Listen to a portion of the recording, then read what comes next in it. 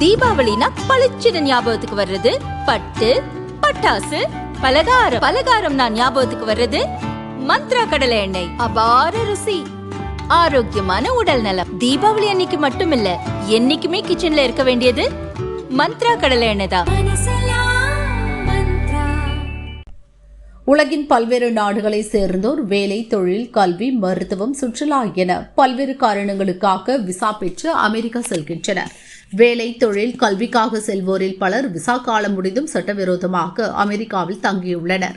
சட்டவிரோத குடியேறிகளை கண்டறிந்து அவர்களை வெளியேற்றும் நடவடிக்கையில் அதிபர் டிரம்ப் தலைமையிலான அமெரிக்க அரசு தீவிரம் காட்டி வருகிறது. பிடிபடும் நபர்கள் கைது செய்யப்பட்டு அவர்கள் நாடு கடத்தப்படுகின்றனர்.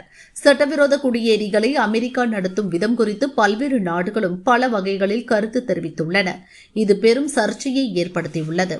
சட்டவிரோத குடியேறிகளுக்கு கைவிலங்கிட்டு அவர்களை கைதிகள் போல் நடத்தக்கூடாது என்று குரல் எழுந்தது. இதையடுத்து அமெரிக்காவில் இருந்து சட்டவிரோத குடியேறிகள் தாமாக வெளியேற அந்நாட்டு அரசு சிறப்பு சலுகை அறிவித்துள்ளது. அதன்படி பண்டிகை கால சிறப்பு நடவடிக்கையாக இந்த ஆண்டு இறுதிக்குள் தாமாக முன்வந்து அமெரிக்காவில் இருந்து வெளியேறும் சட்டவிரோத குடியேறிகளுக்கு தலா 2.70 லட்சம் ரூபாய் ஊக்கத்தொகை வழங்கப்படும். அத்துடன் அவர்கள் தங்கள் சொந்த நாட்டிற்கு திரும்பி செல்வதற்கான விமான கட்டணத்தையும் அமெரிக்க அரசே ஏற்கும். அவர்கள் மீது கைது உள்ளிட்ட எவ்வித நடவடிக்கையும் மேற்கொள்ளப்படாது.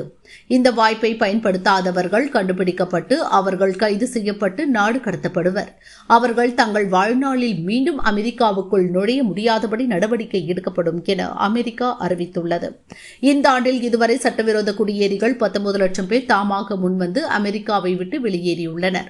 மேலும் சிலர் தாமாக வெளியேற விருப்பம் தெரிவித்து அரசிடம் பதிவு செய்துள்ளனர் என அமெரிக்க அரசு வட்டாரங்கள் கூறியுள்ளன.